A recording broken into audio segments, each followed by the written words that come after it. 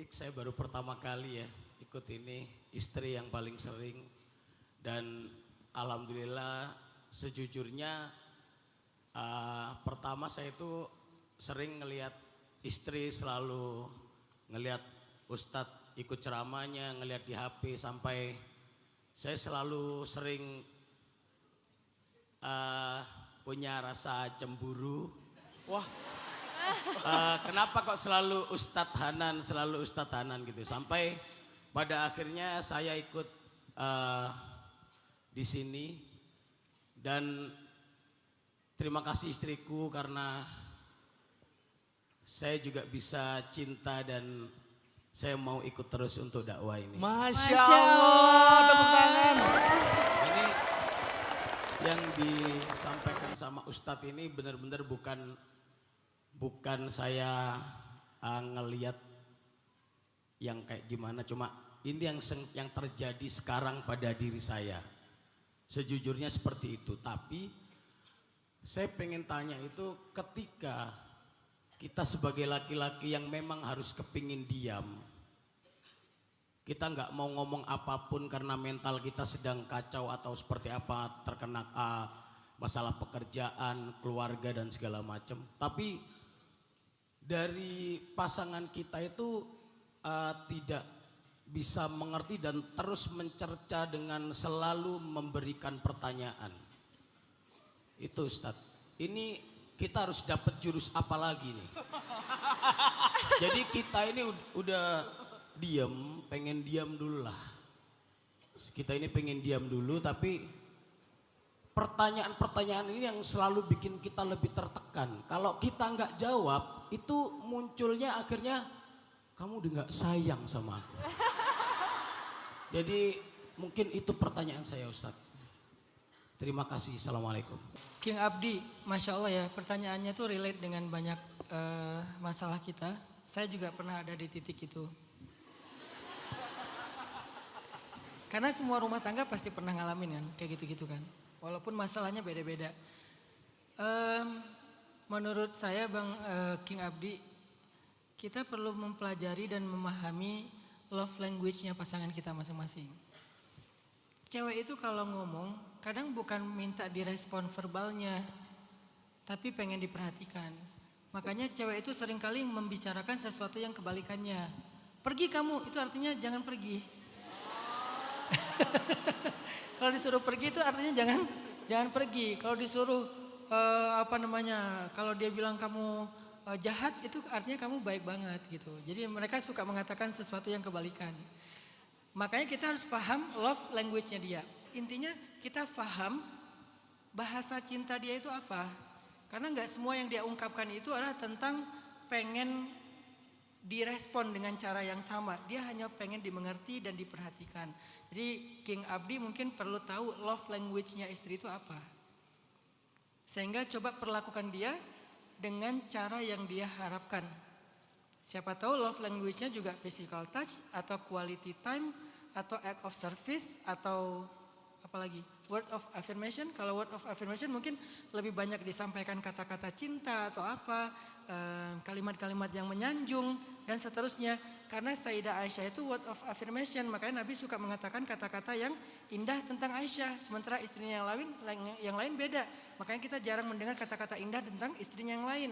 Karena mereka beda-beda, ada yang quality time, yang penting ada Nabi di situ.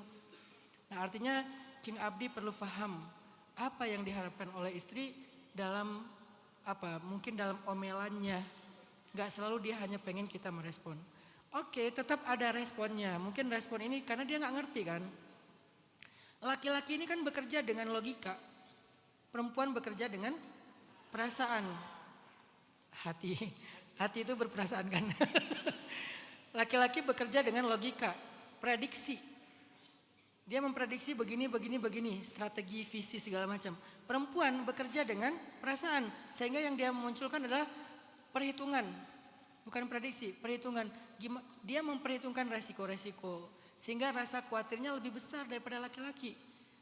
Kalau dalam kendaraan, laki-laki itu gas, perempuan itu rem. Kebayang kalau kalian naik kendaraan, ngegas terus nggak ada rem kan bahaya ya. Tapi ngerem terus nggak ngegas ya nggak sampai kemana-mana kan. Jadi gimana kita mengkondisikan kapan ngegas, kapan ngerem dan seterusnya. Ngerem juga kan nggak bisa ngerem ngedadak gitu ya. Nanti semua orang maju ke depan. Jadi ngeremnya juga pelan, ngegasnya juga jangan langsung, kalau nggak kejambak ke belakang dan seterusnya. Disitulah filosofi kehidupan. Artinya kadang-kadang memang omongan istri itu perlu didengar sebagai rem dalam kehidupan kita. Saya beberapa kali tersandung gara-gara saya nggak terlalu memperhatikan omongan istri saya, terutama dalam urusan bisnis. Kadang-kadang laki-laki itu dengan egonya ngerasa lebih ngerti bisnis daripada perempuan. Mungkin perempuan nggak tahu bisnis, tapi dia mengerti sekali tentang resiko-resiko. Kita tahu strategi, kita tahu tentang bagaimana ngebangun usaha, tapi kita tidak terlalu baik dalam mempertimbangkan resiko. Dan emang itu fitrah laki-laki. Mungkin dia lebih ngerti tentang bisnis, tapi dia nggak ngerti tentang resiko. Perempuan selalu ngomongin tentang resiko. Jadi kadang-kadang bikin kita kayak ketahan-tahan gitu. Mau maju, mau lari itu ketahan lagi. Jangan. Tapi beberapa kali saya membuktikan, ternyata gara-gara saya nggak pakai rem, beberapa kali saya terperosok ke selokan. Dengan angka yang nggak kecil juga bagi saya.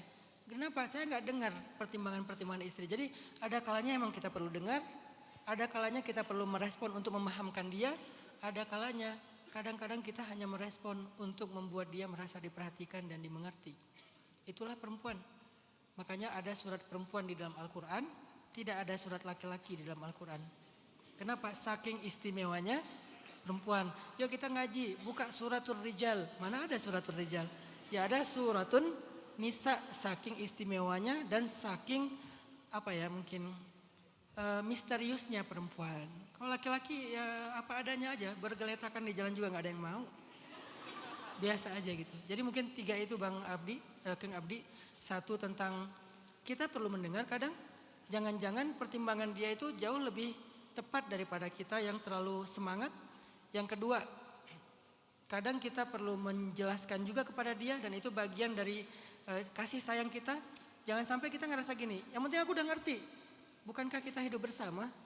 Sehingga bukan cuma kita doang yang ngerti, harusnya pasangan kita juga ngerti tentang apa yang kita sedang lakukan. Banyak suami yang males cerita ke istri. Karena dia ngerasa cerita juga gak ngebantu, bukan tentang itu. Banyak suami yang kadang-kadang ngerasa gak butuh cerita ke istri, karena setelah cerita istri juga gak bisa bantu apa-apa. Bukan tentang itu. Tapi tentang kita pengen rumah tangga ini nyaman. Kalau istri gak nyaman, pasti anak-anak gak nyaman. Karena dialah yang memikirkan mereka, merawat mereka, yang berkasih sayang kepada mereka. Maka menceritakan masalah kita kepada istri yang membuat dia ngerti, itu bagian dari cara kita merawat rumah tangga kita. Maka baru yang ketiga, kadang dia bukan cuma pengen dijelaskan, tetapi cuma pengen dimengerti. Allahu a'lam.